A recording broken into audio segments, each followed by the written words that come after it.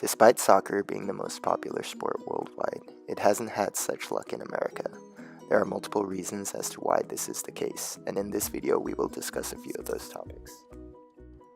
Some things to consider when talking about a nation's potential in sports are the wealth of the nation, participation rates, population size, genetic diversity, and other sports. Although there are other sports competing with soccer, America is arguably one of the wealthiest nations in the world. We have high participation rates among youth, an extremely large population size, and high genetic diversity. Despite this, why do we not excel in soccer the way we do in other professional sports? One thing to take into consideration is the economic status of the country itself. Here is a map showing the most popular sports by country. Here you can see that America's most popular sport is American football, while many other countries throughout South America, Europe, and Africa, the most popular sport is soccer. If you compare those countries, poor regions of the continent such as eastern and southern part of Africa and East Asia have soccer as their most popular sport. On the other hand, countries such as the United States and Canada have different sports that are more popular. One of the reasons why poor countries prefer soccer is because it does not require expensive equipment costs compared to other sports such as ice hockey, golf, and tennis.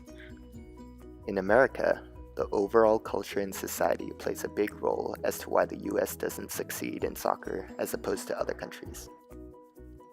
One reason is that soccer is seen as a kid's sport, often played by suburban kids.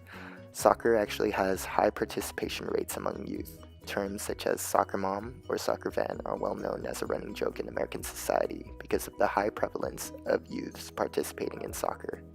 However, most of these kids are not moving forward in their soccer careers and often either stop sports altogether or move on to a more popular sport. The three most popular sports in the US are football, basketball, and baseball. These three sports outshine soccer greatly and are by far more covered in the media.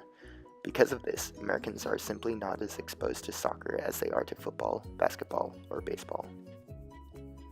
An example of this is the annual Super Bowl in the spring. The Super Bowl in America is seen as a holiday where people gather together and throw parties. Super Bowl merchandise and advertisements are seen literally everywhere you go around that time of year, whether it's on soda cans or in commercials. When the World Cup comes around, Americans are definitely not as enthusiastic as they are during Super Bowl Sunday. One last point of concern is in regards to overall player salary. On the left is David Beckham, and on the right is Steven Gerrard. They are both near the end of their careers and moved to the US, where soccer is much less competitive, both in pay and skill. This bar graph shows the average player salaries in 2014 through 2015 worldwide. At the top, we can see that the sport with the highest average salary is in fact basketball at $4.58 million. The second arrow near the bottom of the list is soccer at $310,000. Three top paid soccer players in the world are Ronaldo at $93 million, Messi at $80 million, and Neymar Jr. at $34 million. One of the first things we notice is that none of them are from the US.